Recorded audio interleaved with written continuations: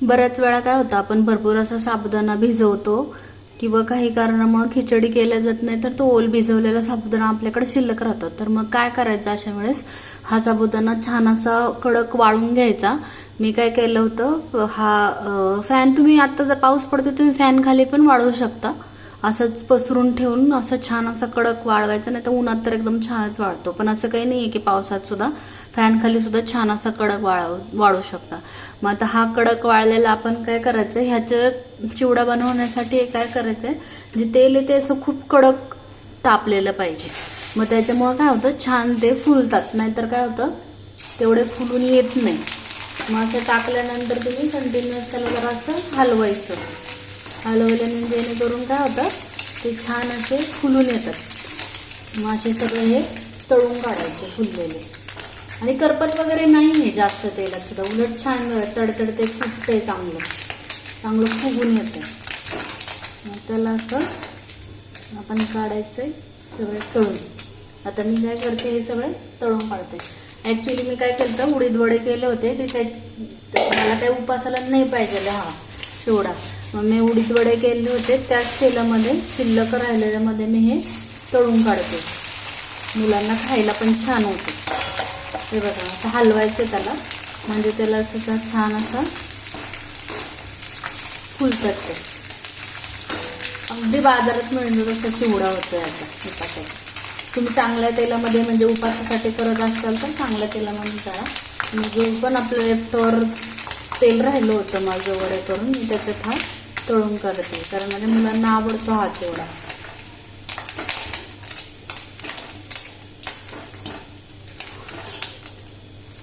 छान असं साबुदाणा फुललंय.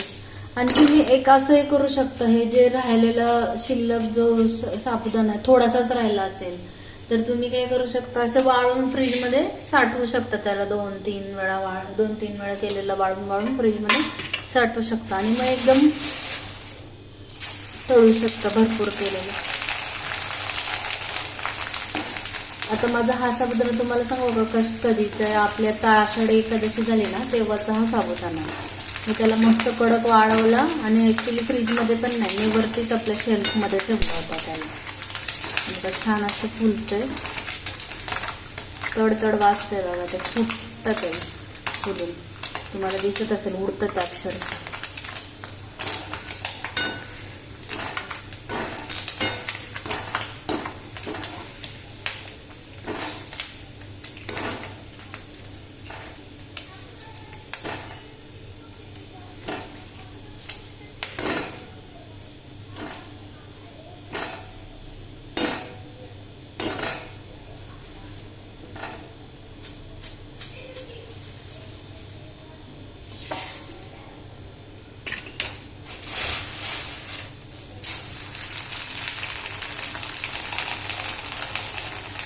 फक्त ह्याला जर असं हलवत राहायचं, म्हणजे काय होतं, सगळेच जे साबुदाण्याचे दाणे ते सगळेच फुलू शकतात. आणि हा, हे लक्षात ठेवा की ह्याच्यासाठी तेल एकदम असं कडक पाहिजे. मी गॅस एकदम फुल केलेला आहे, तेव्हा म्हणजे छान कसे फुलतात ते. तुम्हाला उडताना दिसत असतं.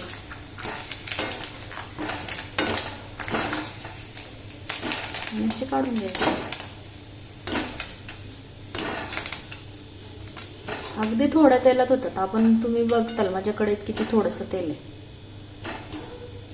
तेल पण जास्त नाही लागत आहे ना.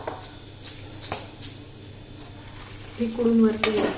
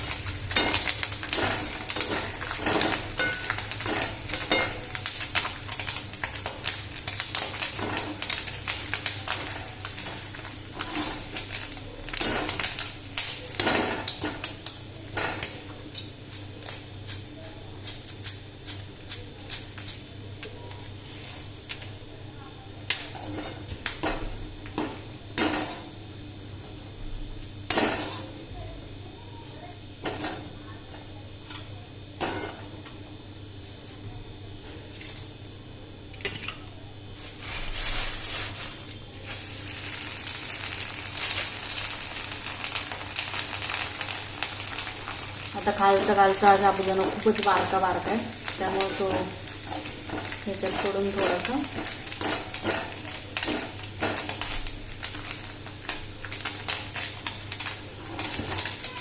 बनवतोय.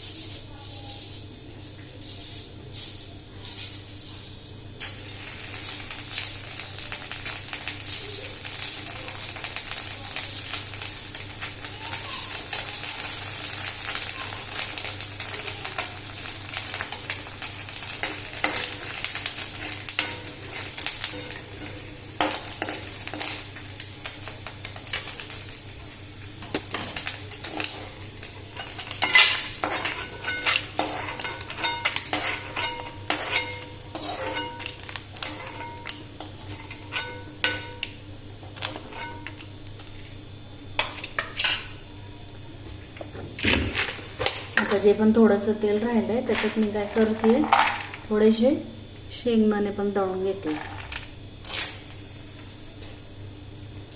कारण चिवड्यामध्ये मग ते छान लागतात कुरकुऱ्यामध्ये.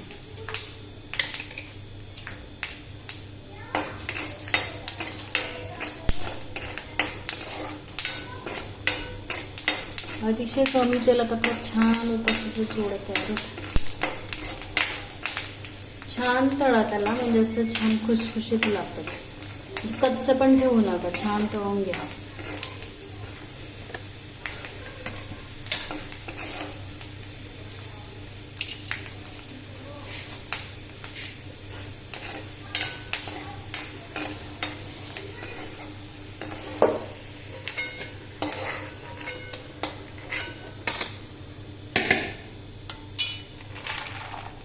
मला जरा शेंगदाणे जास्त आवडतं, मी थोडेसे जास्त टाकते.